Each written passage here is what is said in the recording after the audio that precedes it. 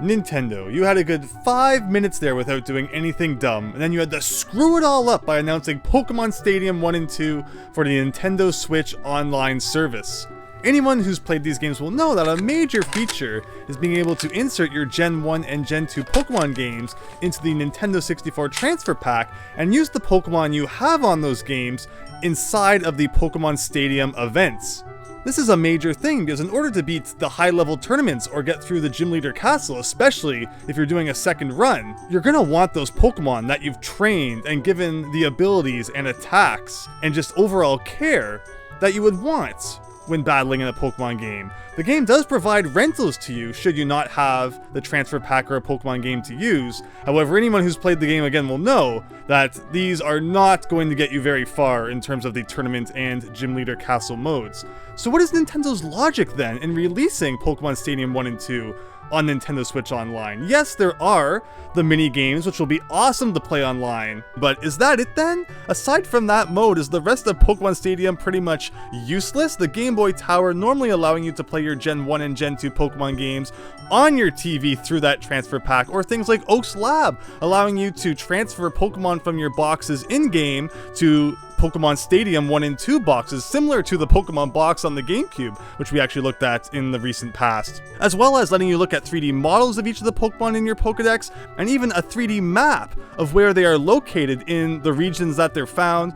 Just really cool features that are then going to be completely useless since there's no Game Boy compatibility. Is that it then? Well, never fear, because I have a theory on what's going on here. Something that will make all of this make absolute sense.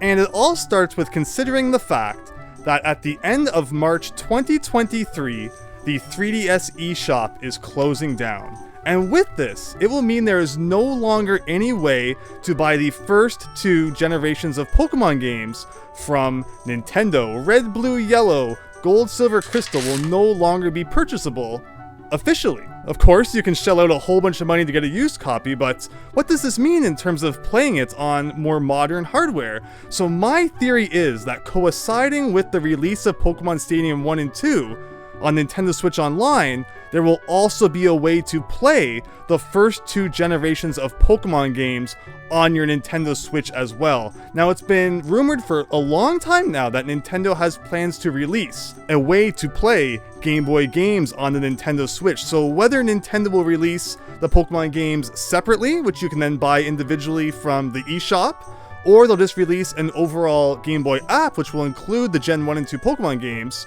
is yet to be seen. But I think that one of those 2 options is the only way that releasing Pokemon Stadium 1 and 2 on the Switch makes sense. Now you might say, Andrew, why would they release them separately? If they're going to release them, of course it would just be through an app. And I would hope so, especially if it's something that requires the Nintendo Switch expansion pass, which you're already paying extra for. Then that would be really nice to just kind of have those given to you. But as we saw in the eShop, Nintendo considers the Pokemon games more than just ordinary Game Boy and Game Boy Color games, being about double what you would normally pay for other Game Boy games on the 3DS eShop. So we'll see what happens there, but this is my bet.